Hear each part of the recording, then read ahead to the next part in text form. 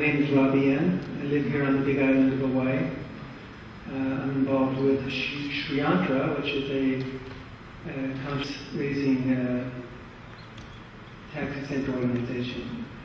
And I'm here to introduce Roberto Cassar, Dr. Roberto Cassar from Lower Park, California, who also owns property on the Big Island of Hawaii. I got to know him quite well many years ago at a sustainable conference that we were hosting down in the Mahoa area. And at this conference, every speaker was speaking about one form of sustainability. And we all brought to the table some individual and interesting concepts that I've been thinking about for many years since. Now we hear the word sustainable almost everywhere we go. Someone's talking about how we need to be more sustainable as a planet, as individuals, as people. And Dr. Cassar has a lot to say about this, and very profound things that not a lot of people have really thought about. And so it's a real treat to have him here. I would like to invite you to come a little closer. I know he's going to want to connect with you by seeing into your eyes. And if you're willing to, he would very much appreciate you to come forward a little bit, just so that there's a more of a give and take, two-way connection with you all, rather than just one person up here speaking. Perhaps as the afternoon progresses, we'll be able to dialogue a little bit.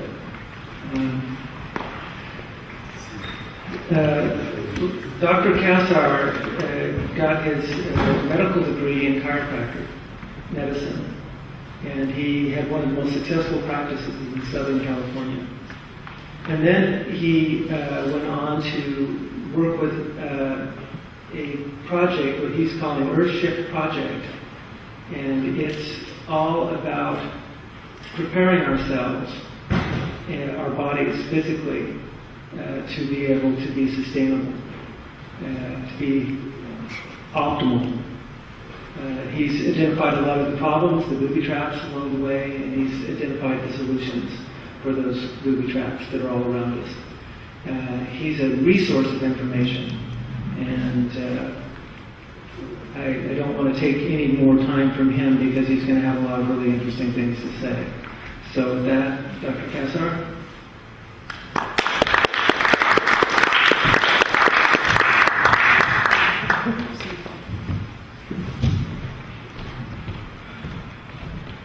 Okay, I got a large voice, so if I got to figure out how close we're going to be here.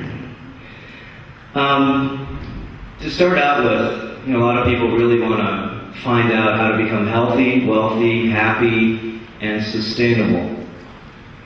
So when we're really talking about sustainability, we're talking about a big picture here. The last speaker's name? Brent. Brent was talking about sustainability, which of course is a very broad term, and it's actually a buzzword. So when I talk about sustainability, we're talking about the body, the internal body becoming sustainable, functionable, and we're talking about once you become internally sustainable, which of course is a vibration, it's a thought pattern, it's a movement that makes you, whether you like it or not, become sustainable exterior. The body, of course, is the temple to this thing we call consciousness, and consciousness is something that you really can't talk about. All you can do is experience it and actually judge your own consciousness by looking back at yourself on the way things unfold. So when we talk about awareness, I'm going to talk about some things maybe that may jolt you a little bit, and it's nice for you to be able to, don't believe me. I don't want you to believe me. Remember, believe is sort of like a booby trap. That's one of the things we're going to be going over here. How do you spell believe? Okay, or belief, it's B-L-I-E. It's got a lion in there, so you got to really investigate a lot of the ideas and see where things actually go to. Now, we're going to talk about a spectrum of things. We're going to go down to the smallest of smallest particles called the quark. Okay, smaller than the electron, let's say. And we're going to go to the largest and largest and largest of things we know, which of course is the galaxy. That's a big broad bend. So, to start out things, one of the reasons why I'm here is because Zan wanted to talk about the 2012, or this this change that we're actually all hearing about. As you can see it, feel it, hear it, and smell it also, you know that there are some changes actually happening. Exterior, and there's changes happening interior. Everybody's changing, aren't we? We're all wanting different jobs, we're wanting different relationships, we don't like what we're doing, we're growing. And since, of course, this is a phenomenon, we want to go ahead and see, I'm an esotericist and I really like to see what's behind the veil. So a lot of people, they say, hey, Dr. Cassar. Well, I've been sort of nicknamed Dr. Bizarre. You'll see why. We're going to talk about some bizarre things here. And the bizarre things we're going to talk about really only make a philosophical difference when we're all ready to see, feel, hear, and touch something else, of course, that previously we couldn't grab. Just like you were saying, Brent, about a lot of things we can't handle, we can't grasp, we can't get. So some of the things I'm going to talk about, you may not be able to grasp, but it's okay. Once you actually connect, the whole idea is connecting the dots. So we're going to connect some of the dots internally and, of course, externally, and just, sort of see where things go. My whole idea here is to participate with other people once we ignite each other to really connect bigger dots, to expand what we do know. Talked about missions. Earthshift is to expand what we do know and expand what we do not know. And most of the things, remember, we need to know have already been invented. They've already been thought of. They're already here. All we have to do is bring them back to the table again. I heard someone talk in the audience before about Nikola Tesla. Okay? Hundreds of patents on wireless technologies.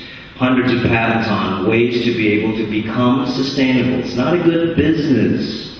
Remember, in business, we'll take that word like belief, and you'll see a lot of the words we use, we don't even really know where they come from, but we find out that they do have some type of symbolism or symbology. Look at business.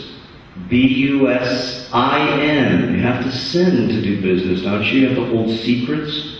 How do you make a living? Well, if you tell everybody sometimes how you do things, then there is no business, is there?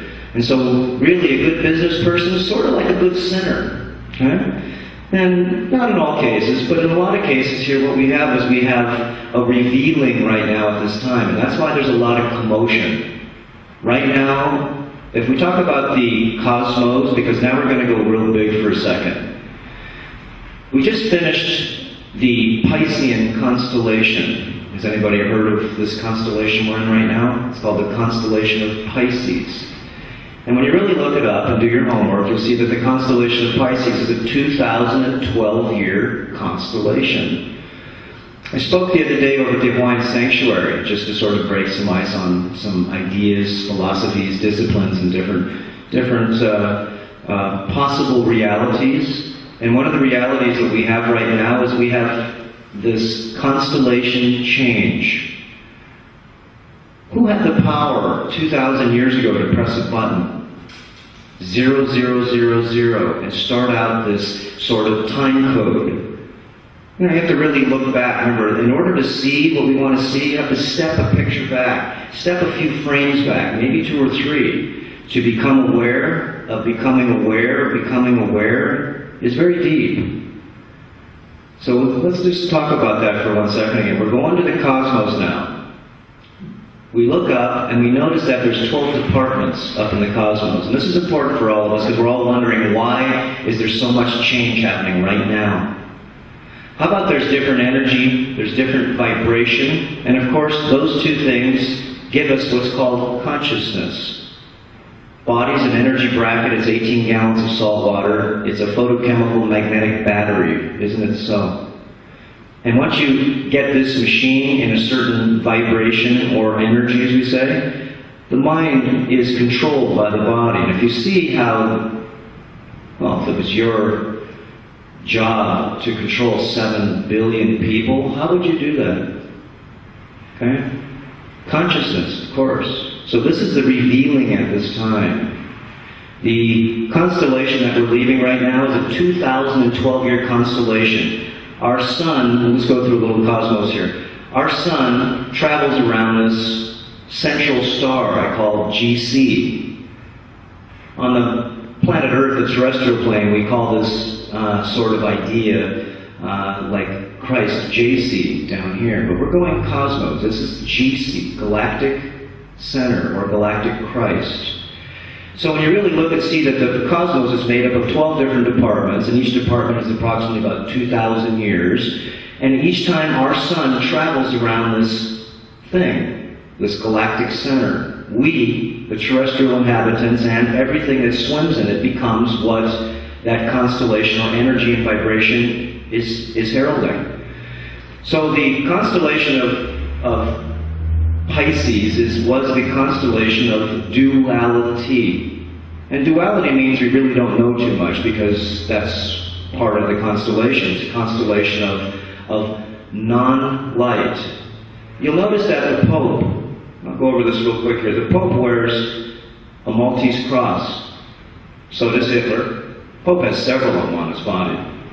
Hitler wears one here, okay? One prays, and the other one sort of does killing, let's say. Then we have the tip top of the British crown. That's, again, another Maltese cross. And the tip top of the British crown, of course, is symbolized by the maritime law. They run the seas. The British rule.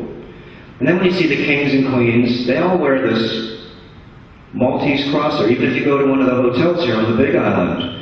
And by the way, if anybody's listening to this, because we're going to be able to broadcast this later on, we're on the Big Island of Hawaii, and we're in a town called Honoka'a. Is that how you say that? Yeah, Honoka'a. Honoka'a.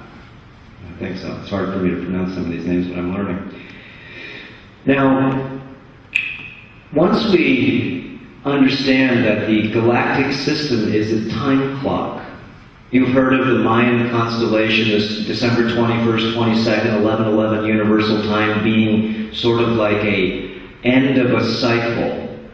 Okay? What is that about? Remember, somebody 2,000 years ago pressed a button and said start. But right now it's 2010. And just a few years from this, as the ancients, the Mayans, the Hopis, the Anasazi, the Phoenicians, the Sumerians, they depict this as an end of an age. Okay? Now, when we really get down to the science, we'll understand and know that the sun is a very predictable star.